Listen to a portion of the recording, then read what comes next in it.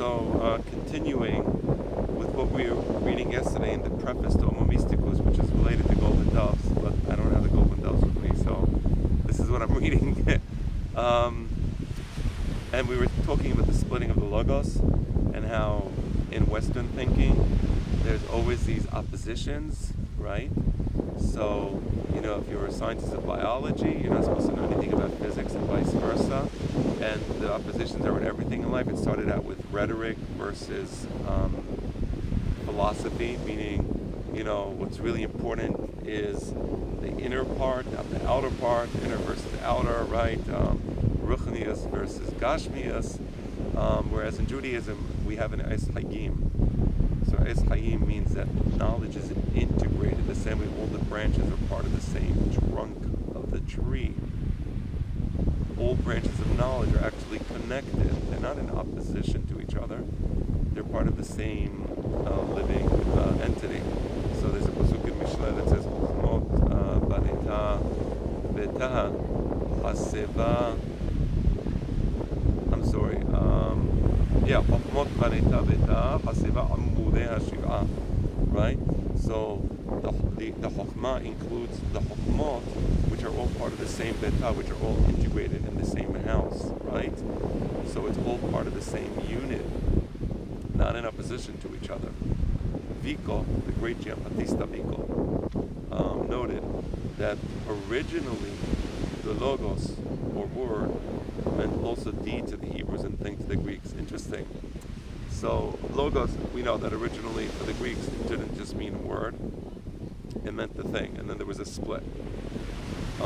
For the Hebrews, davar, logos is davar. Davar doesn't just mean to say, it also means la'asot, right? So bidvar Adonai shamayim na'asu, right? So you see the asiyah and the davar. So the word is also an action. And it's from Vico, Vico was one of the great Chokhmah Baguim Ta'amen, right? V'shetokim Mashma'al.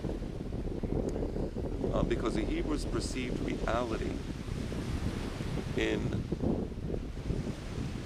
monotheistic terms as a cosmic book written by a single hand.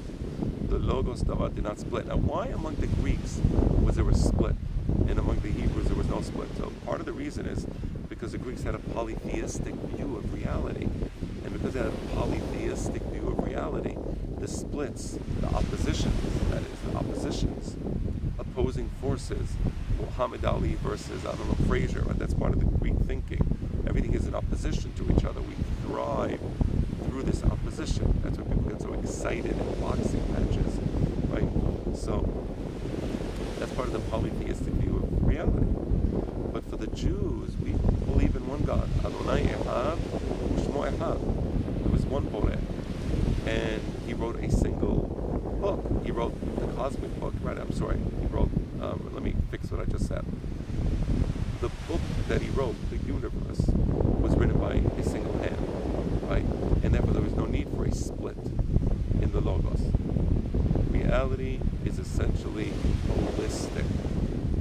As with the book, the various semiological elements integrate into an all-comprehensive semantic unit. So the universe, everything is integrated. The theory of evolution, which again I consider to be one of the most primitive theories, and it's not even a theory, I would call it a hypothesis, and not even a hypothesis. It is completely opposed to any common sense, the theory of evolution. But one of the underpinnings of the theory of evolution is that everything in the universe is opposed to each other, which naturally it is. If there isn't a single creator, then there's oppositions in the world, so there's survival of the fittest, right? So the more fit species will survive. What is the more fit species, by the way? That which survives. Did I just hear circular reasoning there? Survival of the fittest. So the most fit survive, but what is the most fit? That which survives. Okay, that's nice. Nevertheless, they always perceive of things as oppositions. So you can have these science fiction movies where suddenly, bees take over the world and kill everyone. Well, why doesn't that happen? That's a good question. Why do you have super giant ants eating people, right? Like in the movies from the 70s. Well, if you have the theory of evolution, you should have super giant ants eating people. Everything is in opposition, right? Everything is opposed. So if you follow the theory of evolution and you take it literally, the world shouldn't function so beautifully. Why does everything work in great harmony? It's the harmony in the world is simply remarkable. Not to mention that the world is a beautiful place. Wow. Anyway, neither here nor there. But the point is, I do take the artistry in the world as another indication of an artist. But the point is that we have a holistic view. So everything connects. So the same way when you have a sentence, right? Johnny went to the bar to get a pina colada, right? So Johnny going to the bar to get a pina colada. That's a sentence. You don't take the word Johnny, look at the word Johnny. Went, we'll look at the word went, and you don't put them together ever. That's the way the Greeks look at the world. There's a Johnny, there's a went to the bar to get a pina colada. Every word is disjointed. Pina colada has nothing to do with Johnny, right? That's the Greek view of the world. Things just exist independently of each other. So words can exist independently. So we view the world as a sentence where you put the words together. Together, they have a meaning.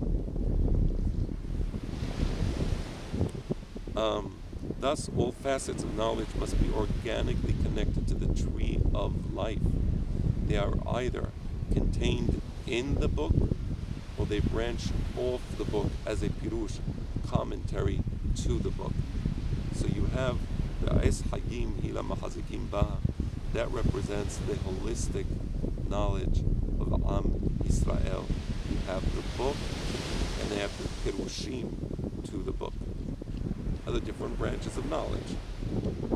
One of the designations for sages in rabbinic tradition is Ba'alei Asupot, the authors of aggregate knowledge, that is, a type of wisdom that is essentially integrated, because there's a pasuk in Kohelet, Divrei Chachamim Kedarbonot, Divrei Chachamim Kedarbonot, Uchmasmerot, Netuim Ba'alei Asupot, Netenu Meru'echa.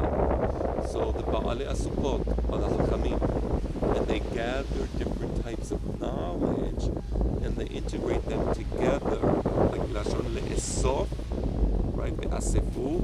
So they gather different types of knowledge and they integrate them together. Why do they do that?